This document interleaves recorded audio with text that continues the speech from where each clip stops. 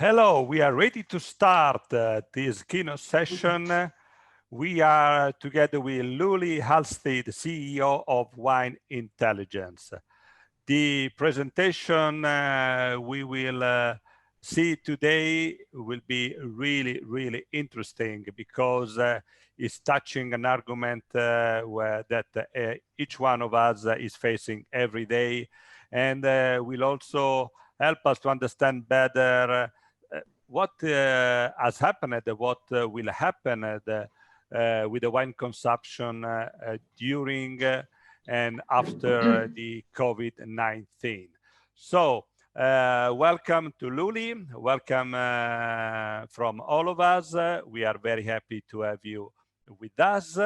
I quickly introduce to you Wine Intelligence. Wine Intelligence is a global company dedicated to supporting wine business and association through consulting, branding, and market research.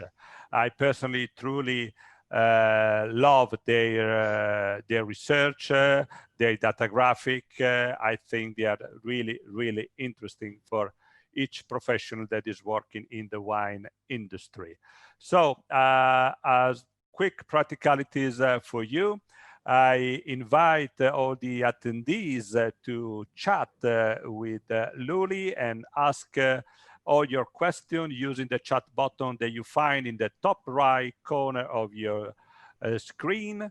And Lulie will take care to give you a reply at the end of her session. That will be to around 40 to 45 minutes. And we also invite you to visit and talk with the exhibitor in the pavilion. And Wine Intelligence is also there with their booth and their specialist. So we are ready to start. Lulie, again, thank you very much for being with us. And I'm sure this will be another great keynote session. Thank you very much, Stefano. It's our pleasure to participate in this first virtual global wine fair. So thank you very much for the invitation.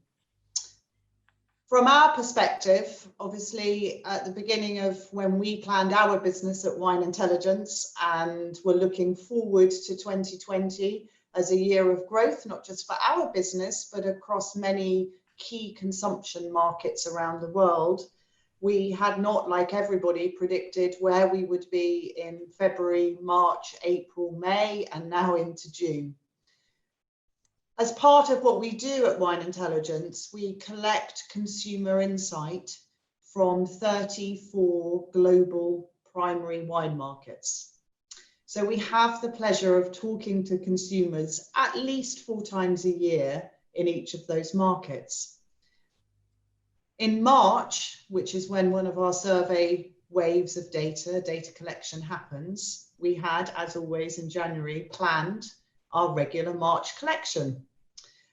Not really realizing, like many of us, I guess at that time, quite how globally impacted so many markets and each and every one of us would be by the time March arrived.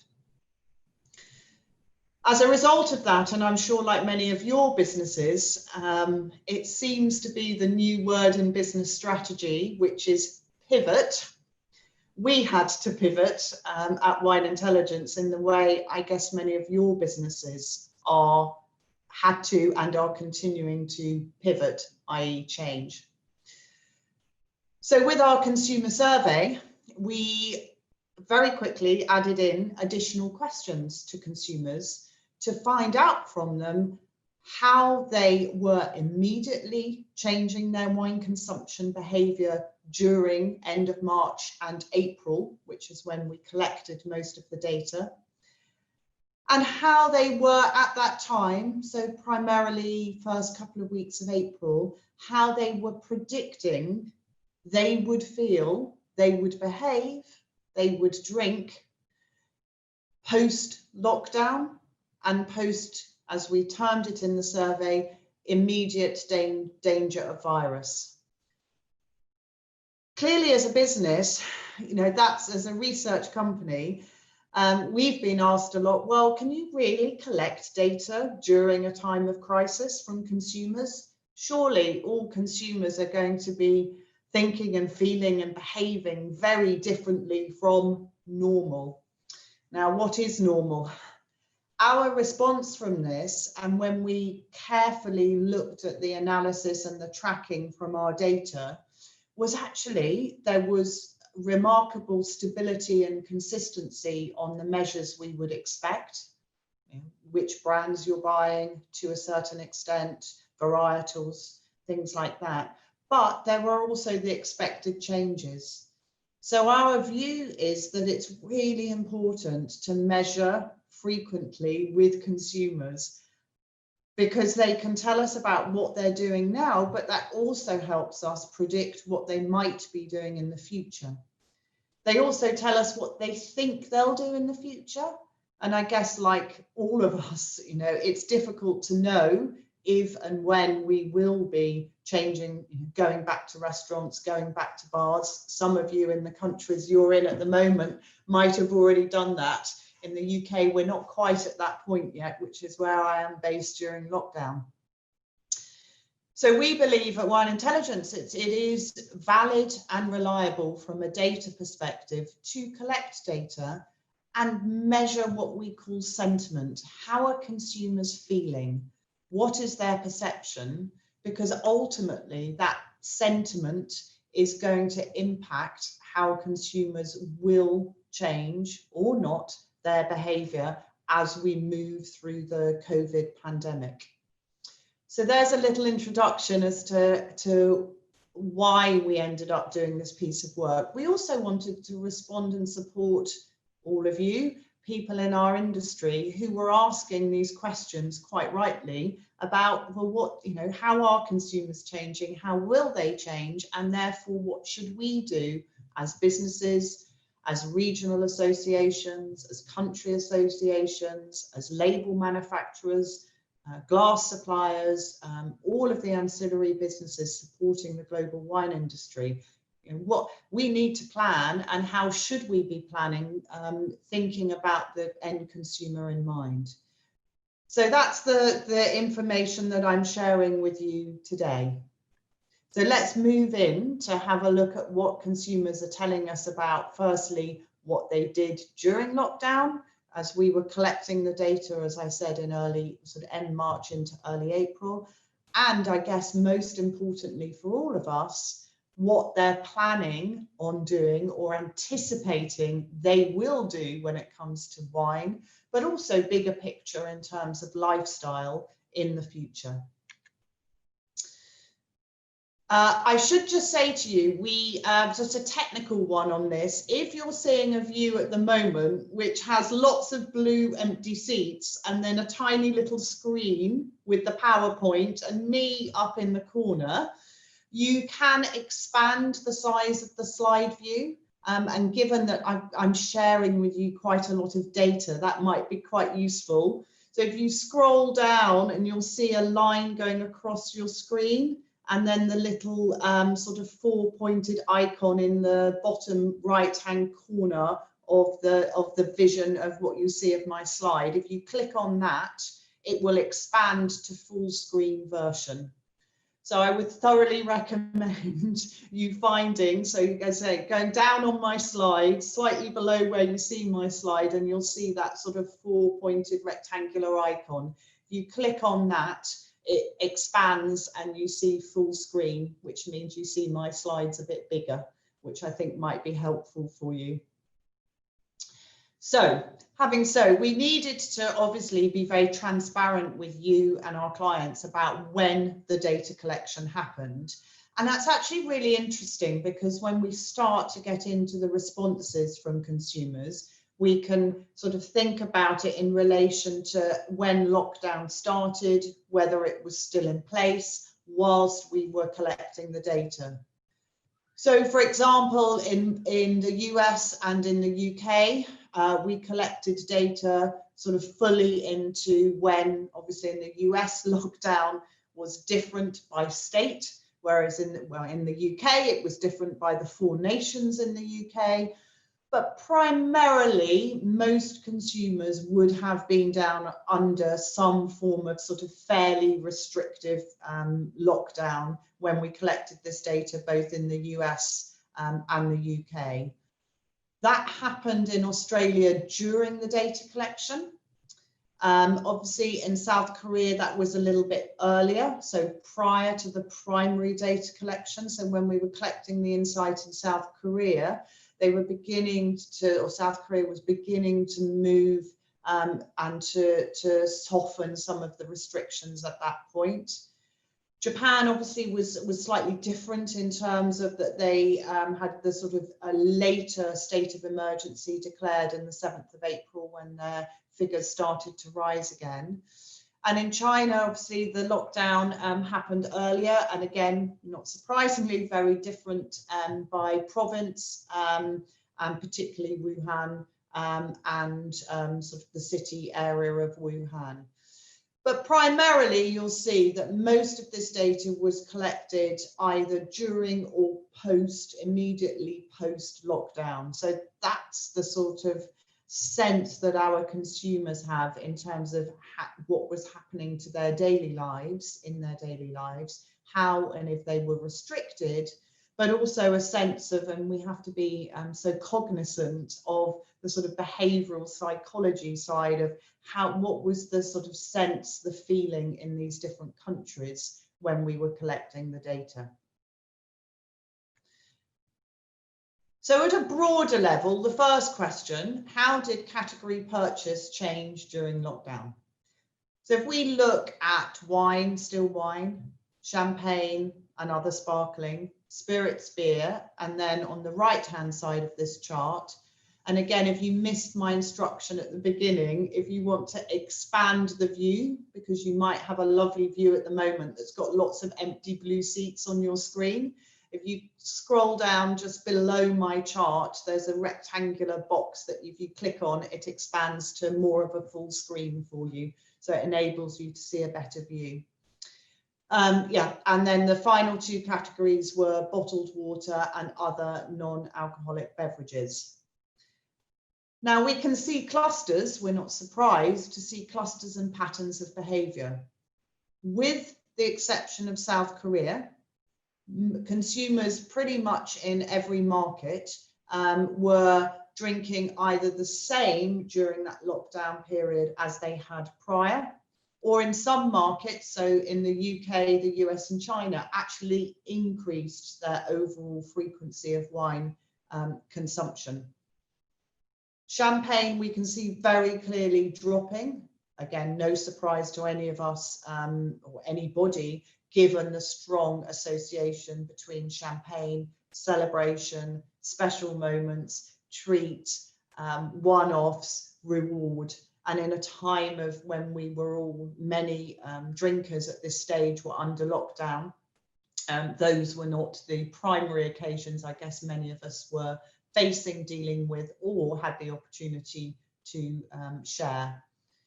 We see that pattern to a certain extent with other sparkling wine, with the exception of China, although of course that is we're starting from a smaller base of other sparkling wine in China, although in the US we're not starting with a smaller base, given the dominance of other sparkling wines, including domestic outside of champagne in the US market. Spirits, again, typically reduction in overall frequency of consumption. Beer, actually pretty static. Again, we know lots of switches of types of beer, craft, artisanal, and a lot of on-premise, which I haven't even mentioned yet, starting to talk about the on-premise. So types of beer changed. And we all, around the world, behaved in exactly the same way as each other, wherever we were. We take these 6 markets as examples, and we all purchased bottled water more often during lockdown than we had done previously. So the line you see across the middle of the chart here is the typical behaviour prior to the kind of lockdown impact of COVID. So anything above it means you're doing more of it. Anything below that grey line means we're doing less of it. So we all around the world went into, and it's really interesting from a sort of behavioural economics, behavioural psychographics, why did we all go and buy bottled water? Well, it's that kind of panic set in. It was panic buying. It was in some markets driven by kind of cleanliness. It was driven by sort of fear of infection. It was driven potential infection. It was driven by a lot of motivators beyond actually maybe some would argue the reality of the situation. But that's, as human beings, how we behave in moments of sort of panic and crisis, is this sort of retreat back to basics. And if we're comparing all of this, for most of us, bottled water is the basic water. And, lovely as it is, champagne is not the basic. So we tend to retreat back towards that. It was the non-Asian markets where we saw also an increase in frequency of purchase of other non-alcoholic beverages. You'll also have seen maybe another pattern overlaid in here, which is overall the consumers who were reducing their frequency of beverage alcohol consumption the most primarily were in South Korea, and those that were increasing most, or one might say most confident or continuing to, enjoying drinking at a range of maybe mainly at-home occasions. Actually, the sort of perceptions, the zeitgeist was more positive actually in the US, across the US at this time than it was in quite a few of the other markets. Interestingly, actually in Australia, relatively kind of pessimistic during this period in Australia, and we'll see that coming out in some of the other data a little later on. So given that, well, how much wine wine specifically, how frequently was wine being consumed in all of these markets? So this is direct comparison, and this is the mean or the average number of wine consumption occasions. And the first dot you see, March 2019, obviously just over a year ago. March, April, so during this data collection period that I was talking about. And we were asking consumers here their behaviour up to that point. So it's really kind of pre-major impact of virus. And then the March, April 2020 lockdown behaviour was how they were actually the immediate behaviour they were doing during this lockdown period. There's a couple of trends that we can see here. First one is that actually overall, amongst regular wine drinkers, so I must emphasize that all of this data is based on regular wine drinkers in each market. For the established markets, that is consistent, which is monthly wine drinkers. And in a market such as China, that includes those who drink imported wine at least once every 6 months. Because it's a more emerging market. So here we can see overall the average frequency of wine consumption in each market amongst that base that I've just explained. And remarkably, actually, in Australia, UK and US, the average frequency of consumption is pretty similar. It's, 9, 10 in all three markets. So actually it's very comparable once we're just talking about regular wine drinkers rather than total population, where obviously we know in the US proportionally we have a smaller proportion of wine drinkers amongst the total US population compared with that proportion both in Australia and the UK. But what we saw in the UK and in the US, actually during lockdown, so the last column of bubbles you see on that chart, was actually a marginal increase in the frequency of wine consumption during lockdown. That means that overall, even though consumers were not able in most instances in those markets, in the UK certainly, and in the US to the most part, depending on what state, even county you were in, were not able to consume wine in the on-premise. So the off-premise more than compensated in those markets in the UK and the US for the loss in the on-premise. Australia, there was a marginal reduction overall. China actually pretty static, around 5 being the average number of wine drinking occasions amongst that population per month. And in the biggest declines we saw in terms of the frequency of wine consumption were in both Japan and South Korea. And who changed their wine drinking in those markets? So I'll talk you through this chart because it's a little bit, quite a lot of data to take in. And again, if anybody's joined us late, sorry for repeating, but if you're seeing an empty theatre with lots of blue seats and a very small screen of my PowerPoint, you can go down to the bottom right of my PowerPoint, click on the square icon, and it will expand to full screen. So that's just anybody that's joined a little bit later on. So what we see here, so we've divided drinkers, regular wine drinkers in each of these markets up to by their age. So we have legal drinking age, obviously, which varies by market, up to age 24. So that's what we call Gen Z. So this newer cohort, generational cohort that's coming through. Our lovely millennials that we talk a lot about in wine, and particularly in the US market. Now their age, they're not so young after all. Some of them are, you know, kind of pushing 40, the ripe old age of 40 now. Gen X, who are 40 to 55, and then 55 plus is our boomers and seniors. And we can see some patterns of behaviour. So this is within market drinkers, regular wine drinkers of what age, how were they changing? And we see that with the exception of the US and Japan, we don't have data for that very much younger drinker, I'm afraid. But overall, the pattern is actually proportionally Gen Z, so our youngest drinkers, reduced their frequency of wine consumption the most. So why is that? Well, when we talk to younger drinkers, of course, they're younger, don't have kids typically, or often mortgages, settled responsibility of, you know, Gen Xers like myself. So actually a lot of their socializing, as we know, and therefore wine drinking, is done out of home. Often their homes are shared. They might still be students.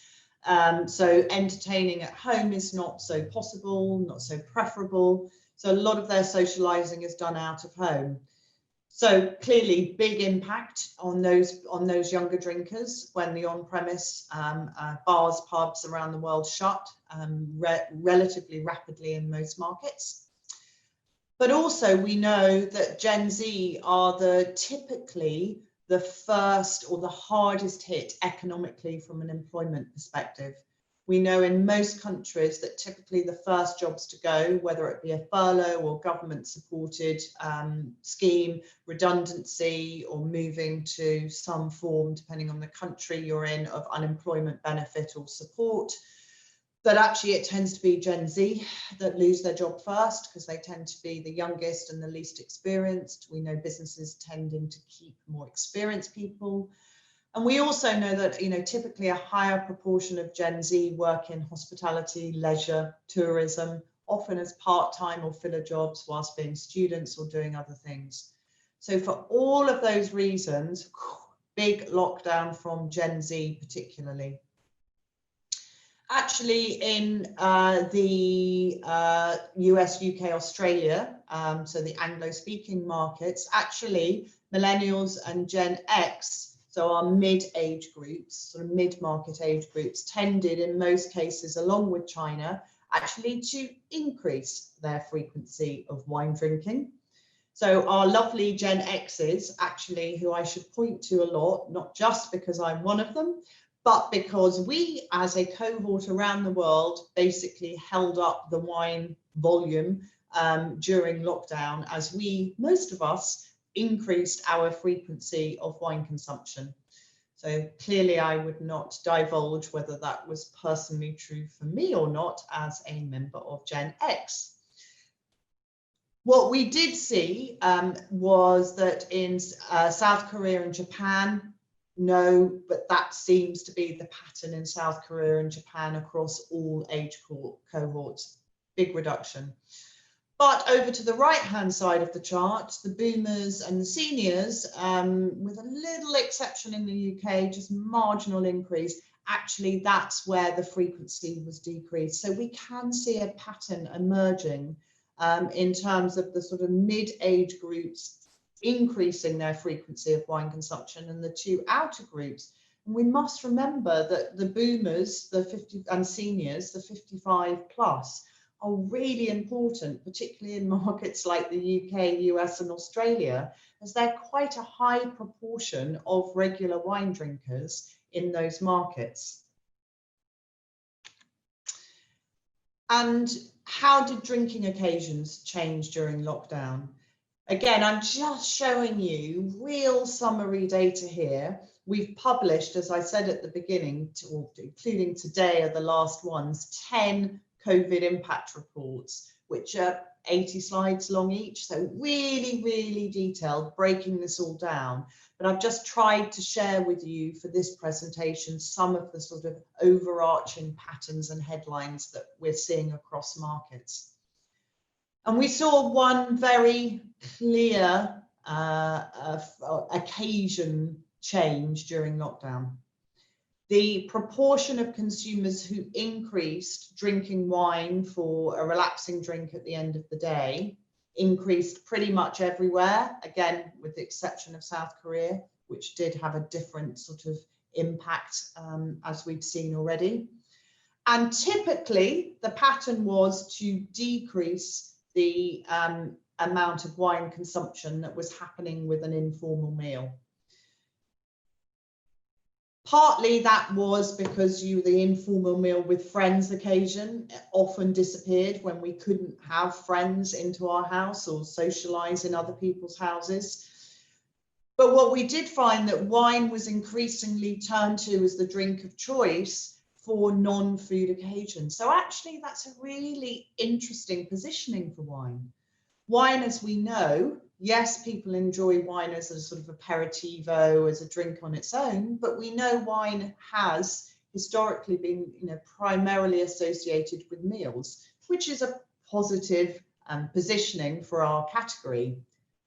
But what we've seen during the sort of enforced lockdown is actually wine playing a much bigger role in that sort of aperitivo, enjoying a drink in the backyard, or after a Zoom call or watching a webinar, something like we're doing at the moment, and enjoying a glass of wine at that moment. So actually this is a strong opportunity for our category, that if we can embrace and engage our consumers to continue enjoying wine as opposed to other choices at that non-food occasion. And when we talk to consumers, why are they doing this? Well, they know they're going to be at home for a number of days. So the sort of notion of opening a bottle of wine doesn't feel quite so indulgent. If I don't drink it today, I'll drink it tomorrow, I'll drink it the next day, because I'm not going anywhere. And previously, one of the sort of barriers to wine was, well, I'm not sure I'm going to drink it all. Should I open a bottle? And that barrier has been enforced on us and has changed. So we can see that really clearly in the pattern of behaviour. And of course, it wouldn't be right to talk about COVID impact and occasions if we didn't talk about our sort of new lockdown occasion. It was an occasion before lockdown, but certainly one that has increased significantly. And I will admit in our house, this is the case too, which is the consumption of wine when catching up with friends or family online or on the phone. And I guess that also extends to, and this is a very English, I learned from my global team, phenomena, which is the pub quiz. So maybe if I'm talking to an international audience here, it's the sort of the quizzes, the catch-up calls, the catch-up Zoom calls, and catching up with friends and family that we're not able to see face to face. So not surprisingly, we've seen an increase in the frequency of those occasions. And that's been particularly true in both the US and China, where the sort of replacement in those two cultures has increased more for those wine drinking occasions. Now, I'm just checking my time as I'm presenting. It's obviously when I'm normally presenting in front of an audience, I've got somebody sort of looking at me, holding up 5 minutes, 10 minutes, but I've got my clock here, so make sure I stay on time. And what happened to spend? Well, during lockdown, with the exception of China, you'll see these arrows going down. This is not a change in dollar or yen or pounds, but this is an indexed change. So this means that, that it's proportionally how did typical spend go up or down during lockdown versus those individual consumers' typical spend prior to lockdown. And what we can see is most consumers reduced their typical spend. So you'll see those arrows going downwards. And why was that? Lots of motivations. Again, we had decreased the proportion of special occasions, parties and celebrations. And if you remember my previous slide, we increased the number of sort of aperitivo, informal drinking of wine at the end of the day. And so we're switching from those sort of some special occasion wines where we spend more and having a higher proportion of what consumers would call everyday wines. So proportionally, their typical spend on average comes down. We also know that many of us feel economically less stable and in some cases considerably impacted. So value becomes stronger and a bigger motivator. And then finally, another motivator for why did this change was that we saw consumers switching to larger formats as well. And one of the reasons for larger formats, again, is that idea that, well, actually, we're going to be at home for longer. So switching to more value, larger formats was something that consumers did. And then purchasing online. So how has wine purchase location? Well, again, you're probably thinking, well, of course, Lulie. People went to physical stores left and shopped online more. It would be weird if we didn't see that, obviously, with the exception of South Korea, where there's limitation on legally on purchasing alcohol and wine online. So we can see that quite clearly, that there has been this shift. What's interesting is to get this into perspective of, well, where was there more online purchasing before and where was there less? Clearly, overall, China was a market that proportionally had a very high percentage of proportionally online wine consumption at around 50% of consumers, compared with the US, where that's much smaller as a proportion, 10–11% of consumers, not dissimilar in Australia. So we've seen that shift, but we also need to take into account the proportionality of that shift. And I guess what's most interesting for all of us is that shift going to continue when the need or necessity that's driven us to be buying wine online is no longer there, and we can actually go into store more than we could before.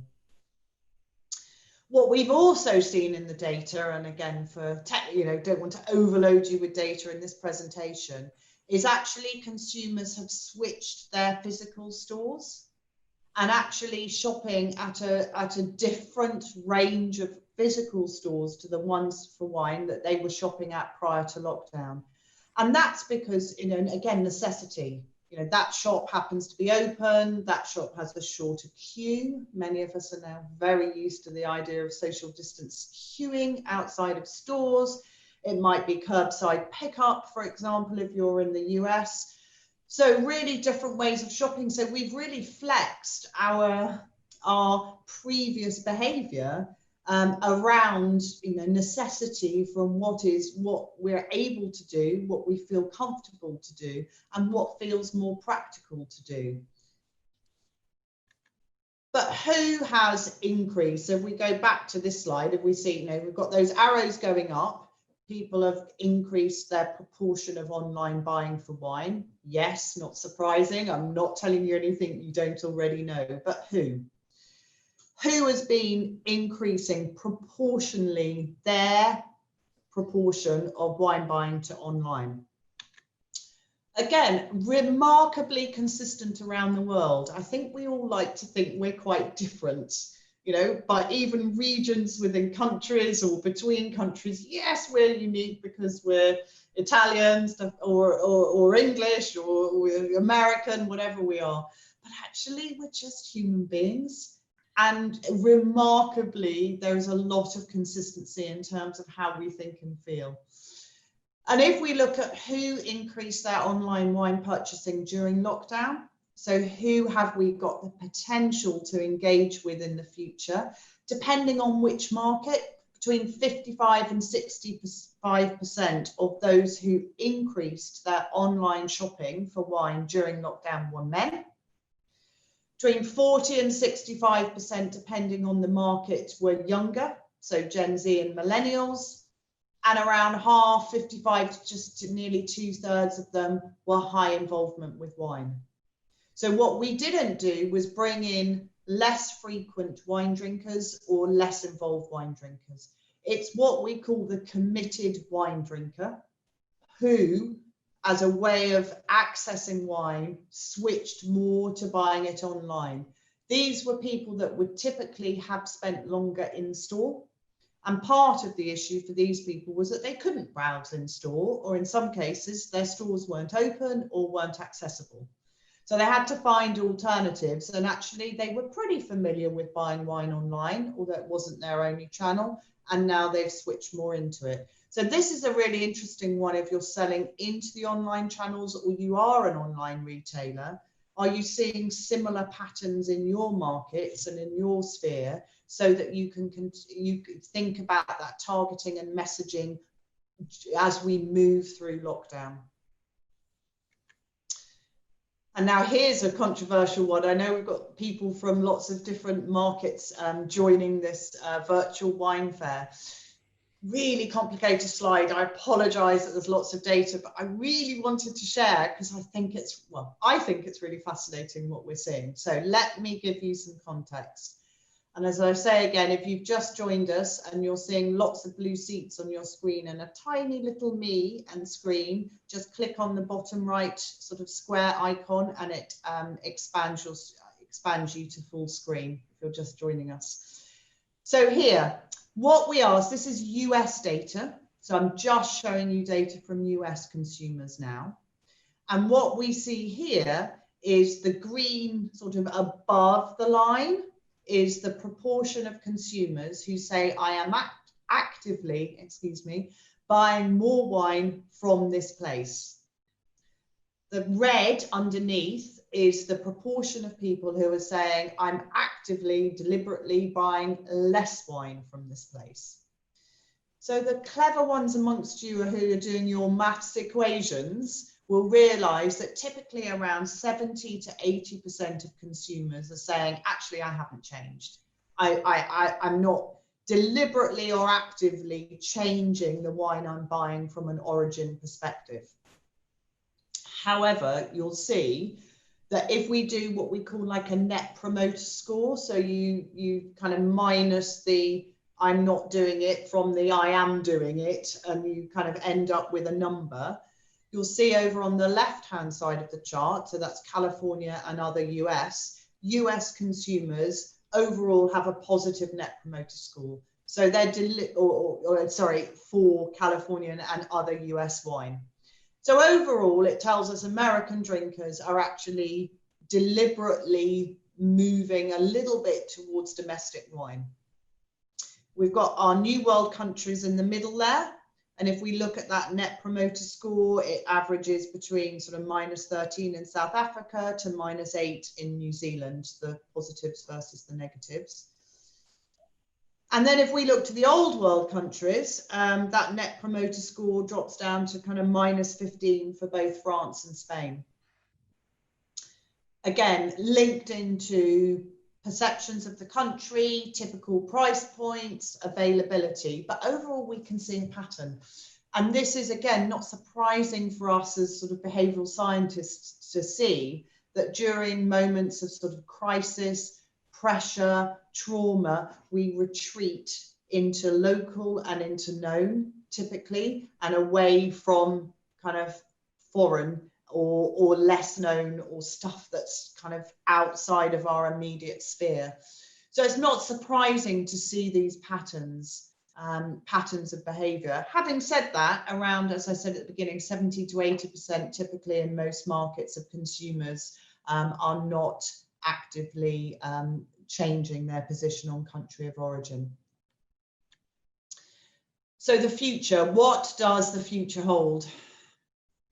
Well, there's good news. I am sharing some, I've shared a little bit of doom and gloom, I think realism, but I am showing some positive news. Overall, in most markets, there is an overall expectation that after the date, and we specifically worded it like this, that after the danger of coronavirus has passed and normal activities are permitted.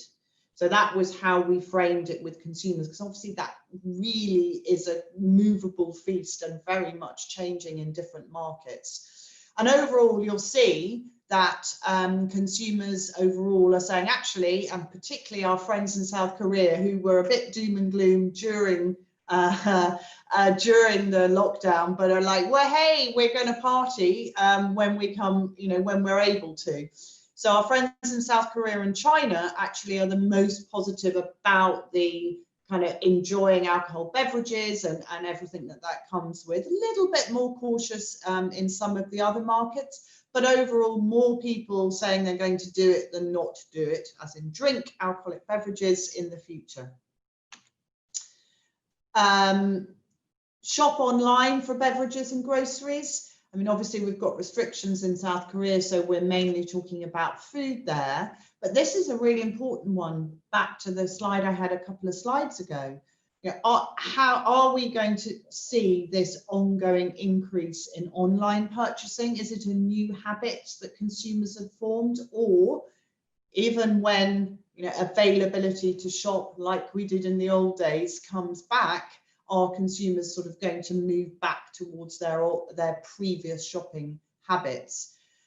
Actually, it's kind of jury's out slightly on this one. UK and Australia are saying, actually, if you look at the yeses and nos there, the more likelies versus minus the least likelies, actually not really a change.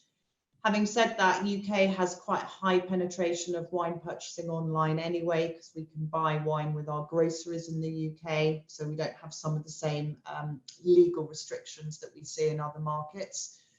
So some markets saying, yeah, we think that consumers saying they think there will be a sort of an ongoing shift, but actually in the more established and Anglo markets, with the exception of the US, a little bit more caution. And we have to remember again in the US that proportion of consumers buying food and drink online actually is relatively small to start with. So we're starting from a small base. Are people going to go to a pub or bar or a restaurant? Again, we see more positives, certainly to the restaurants, which is great news for the restaurant communities operating in South Korea, Japan and China, and the suppliers supplying into those markets, because there's clearly more consumers saying, yeah, I'm going to increase and I'm more likely to do this in the Asian markets. But interestingly, pretty different opinion in the UK, US and Australia in terms of consumers feeling like, or their current perception, that they're going to return to the restaurant environment. Bars and pubs, pretty similar pattern.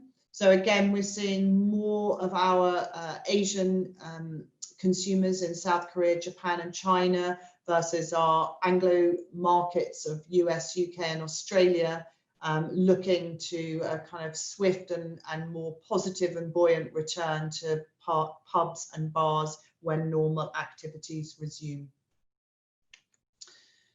Go on vacation. So this is going on vacation in your own country. Not surprisingly, we've also collected, as I said, there's lots more data in these studies, but we also collected it for go on vacation abroad, so overseas in another country, pattern pretty much the same.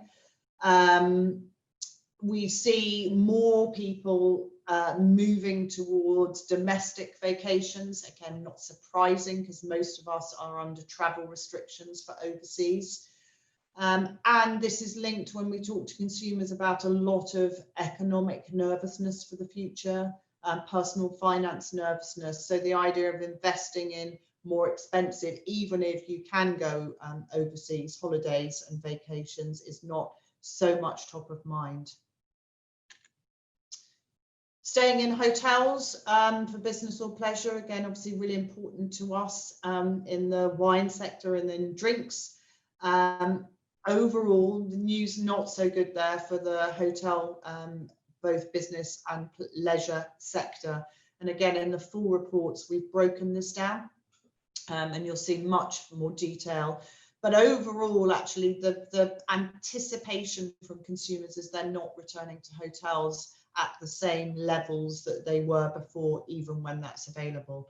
And that's driven partly by the vacations, but also this very strong feeling we hear when we do our research from consumers that they are not going to be traveling for business in the same way they were traveling previously. Same goes for sporting events. Again, our South Korea more positive in anticipation of this. To a certain extent China and lesser extent Japan, but you know, big countries with big sport attendance cultures, of which all six of these countries are clearly, but if I'm thinking of US, UK and Australia as well, you know, historically cultures that had, you know, proportionally very large percentage of the populations attending sporting events. And even in these countries, there's not that anticipation of returning to be able to do that.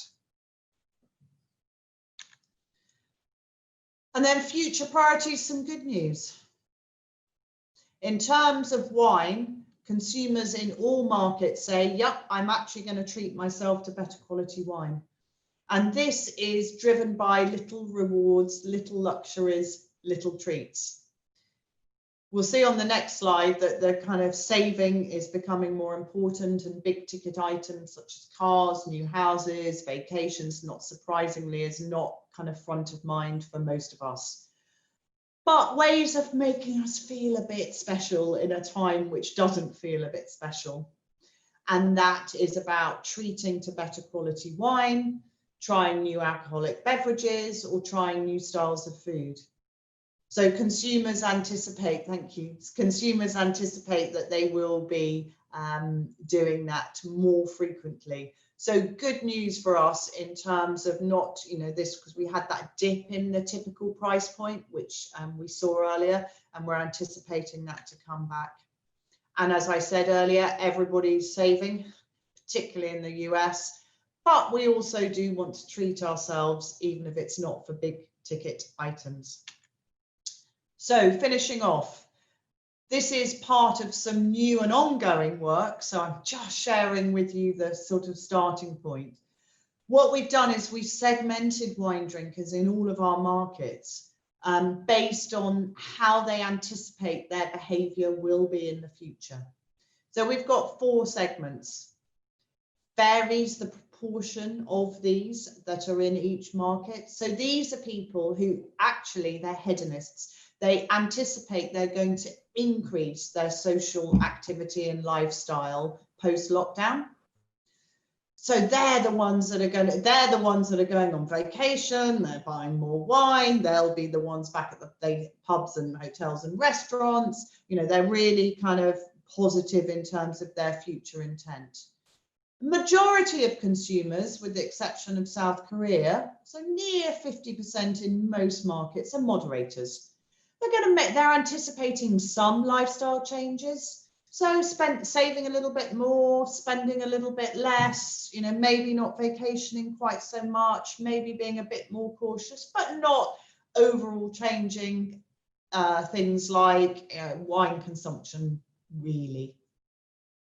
Reducers, they're imagining they're going to significantly curtail their lifestyles and social lives post-lockdown. Interestingly, there's quite a lot of that Gen Z, that younger group in reducers. So they're really feeling quite nervous and cautious about what the future might hold. And then our halters. These are people that basically saying it's stopping my social life, my activities, my lifestyle as I knew it before. I am not anticipating it to come back. So the next piece of work we're doing at Wine Intelligence, just to finish off, is we're doing size of prize on this. So we're now transferring this into frequency of consumption, spend by occasion, and we'll actually be able to model market by market what we think the market will look like, total market for wine in 2020. So watch out, and we'll be communicating about that over the next, from next week onwards, which will hopefully help you with your planning. We are taking into account, obviously, on and off premise volumes within that. So some final thoughts to leave you with. Things to think about from a marketing point of view, whether you're a country association, regional association, or whether you're a brand owner, distributor, or retailer. Focus on core drinkers. We know that the core drinkers are the ones that have increased their frequency of wine consumption the most. This is not a time where we're bringing in lots of peripheral or new to wine drinkers. Our volume, either staticness or increase, has come from core drinkers drinking more. Same goes for core brands. This is not a time, and certainly going into recession, which we are, where consumers are typically looking for lots of new, different and innovative. We remember some of the stuff I was saying earlier about as humans, we retreat to the known in times of crisis. Known brands are where consumers typically are. However, there is room for some innovation in NPD, but that must focus on relevant benefits. And I've talked a lot about very physical benefits as opposed to emotional benefits in this time. So what are the relevant physical benefits of your NPD or your innovation? Why should consumers? Continue your marketing spend, whoever you are. We've done this at Wine Intelligence. You know, we've tried to increase our communication at this time. We know from all previous work, academic work done in times of recession, that overall increasing your marketing spend increases your share of voice as other people reduce it. So your marketing spend is more effective now than those same dollars would have been 6 months ago.